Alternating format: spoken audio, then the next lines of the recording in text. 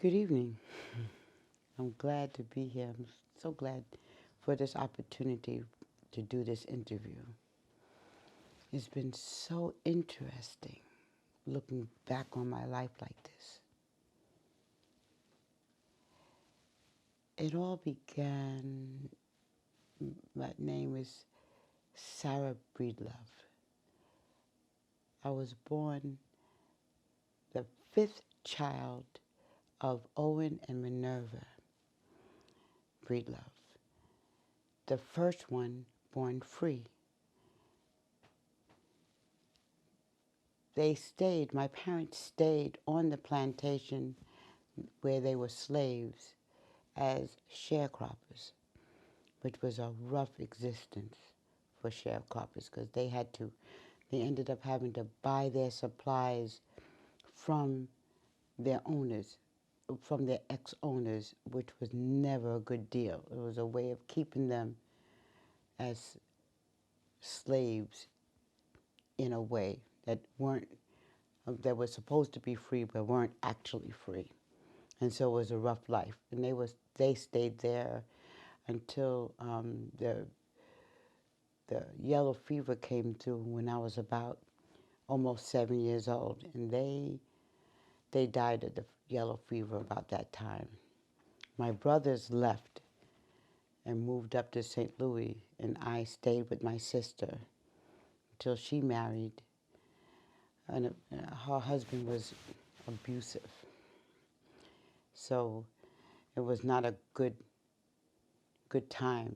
So by the time I was 14, I married Moses McWilliams, so I could get out of there, so I could have a home of my own and try to start a new life.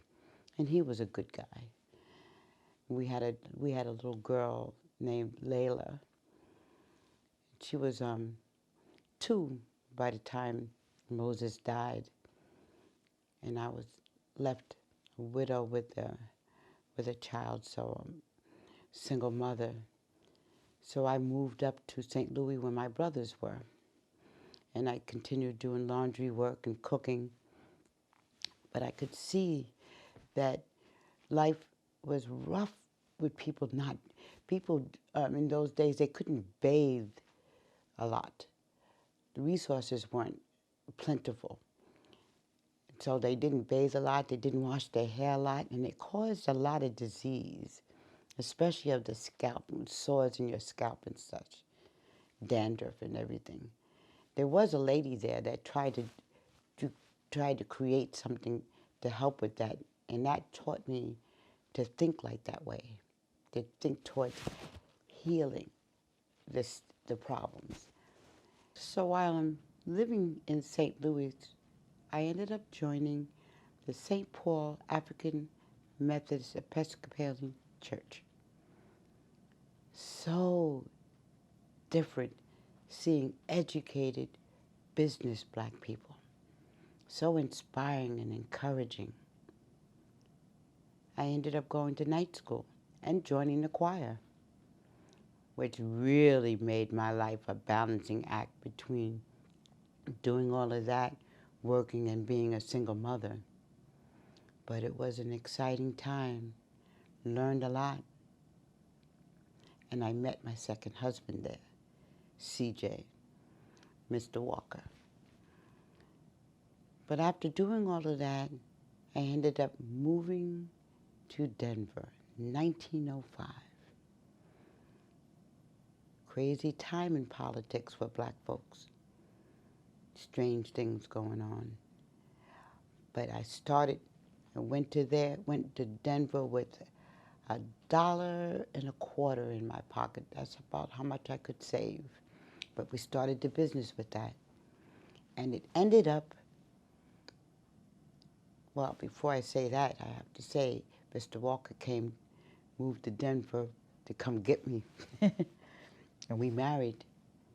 And that's how I became Madam Walker. Not going to be, yeah, Madam Walker. But we got that business going, and CJ was so helpful. It took a lot to get it going, but I developed the Walker system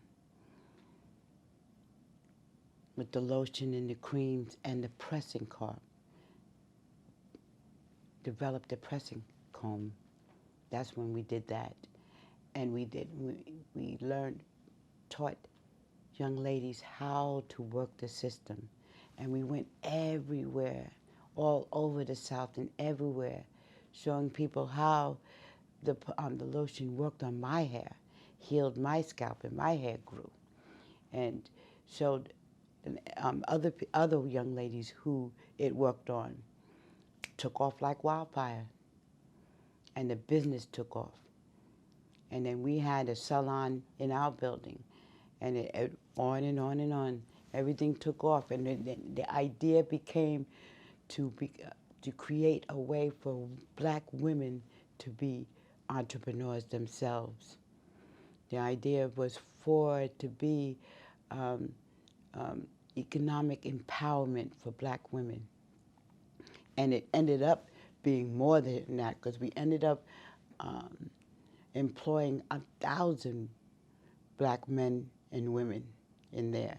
And having the idea be to pay back, to look out for your community, to invest in your community. And our business would give incentives to anybody that would do that, so that we were encouraging our employees to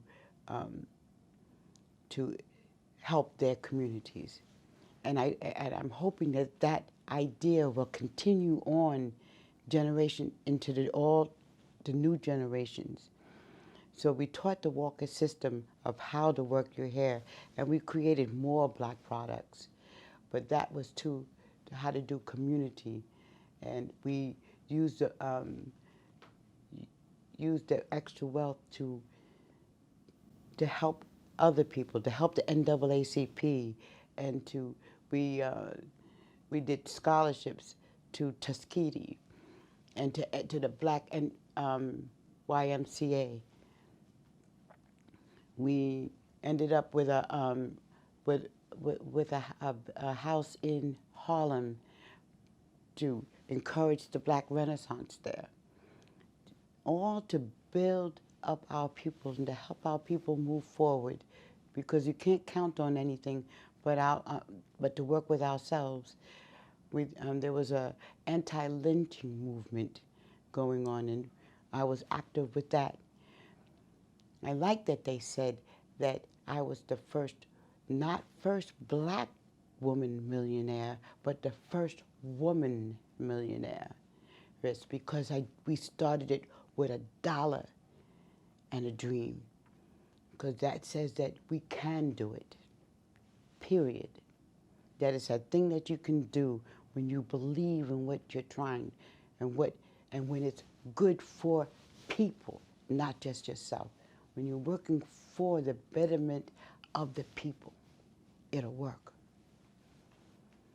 Thank you for giving me this opportunity to share the passion.